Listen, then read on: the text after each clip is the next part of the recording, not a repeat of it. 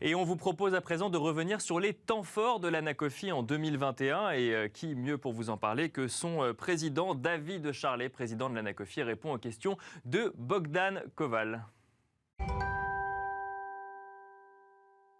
Bonjour et merci de nous retrouver sur le Salon Patrimonia en compagnie de David Charlet, le président de l'Anacofi.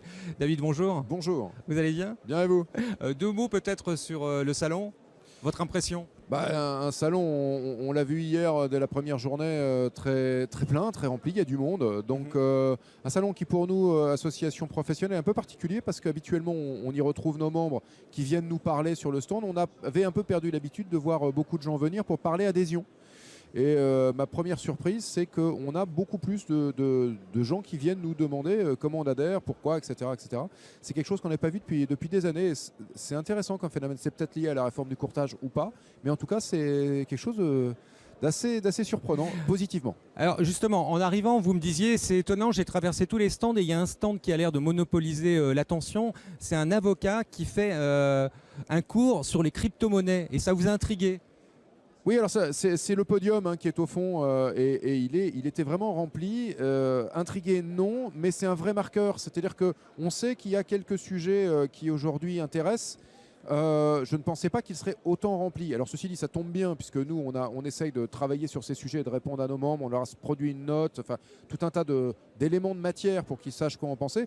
Mais là, je pense que le marqueur est extrêmement clair. Je pense que c'est le podium le plus rempli que j'ai vu depuis le début du salon. Quelle est votre position, vous, par exemple, sur les crypto-monnaies? Notre position, pour nous, elle est très simple. Il y a une règle. En France, on est un pays qui n'a pas interdit. Il y a des pays qui ont interdit, d'autres qui ont totalement ouvert. La France, elle est entre les deux. Elle a dit, vous avez le droit, mais il y a des cadres. Donc, à partir de là, notre position à nous, c'est il n'est pas imaginable qu'un client vienne voir un CGP et puis que le CGP lui dise, je suis désolé, vous me posez la question globalement de ce que vous devez faire de votre patrimoine, mais je ne pourrai pas répondre sur la partie crypto. Donc, on ne peut pas le négliger.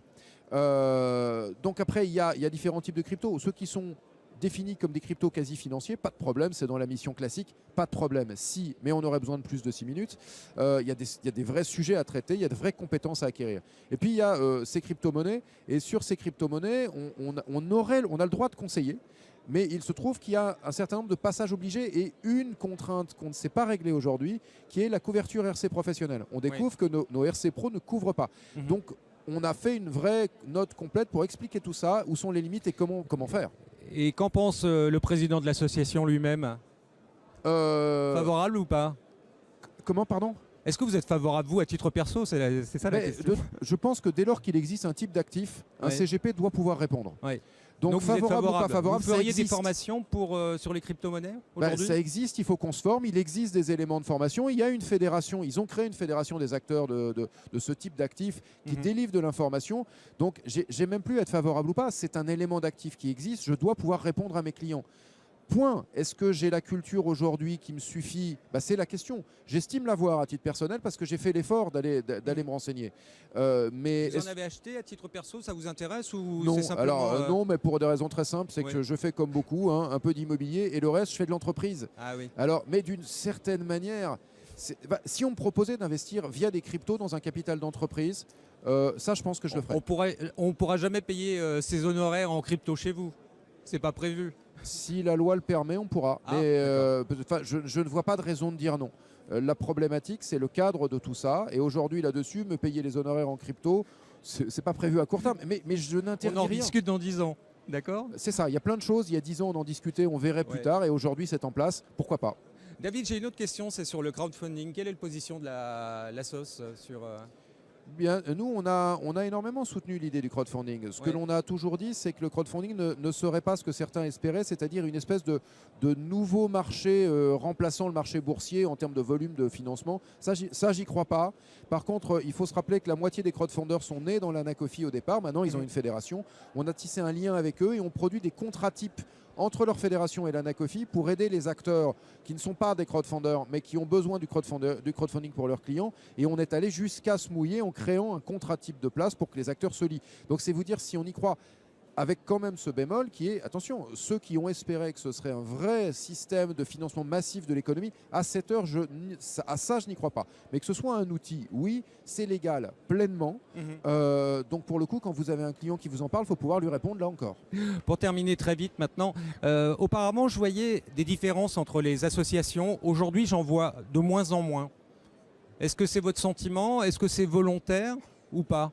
Est-ce qu'aujourd'hui, il y a encore une touche particulière à Anacofi par rapport aux autres associations? Oui, je pense que l'ADN des associations est resté. Il y avait 6 associations, 2 ont disparu. Les 4 qui restent sont des associations qui ont un ADN différent.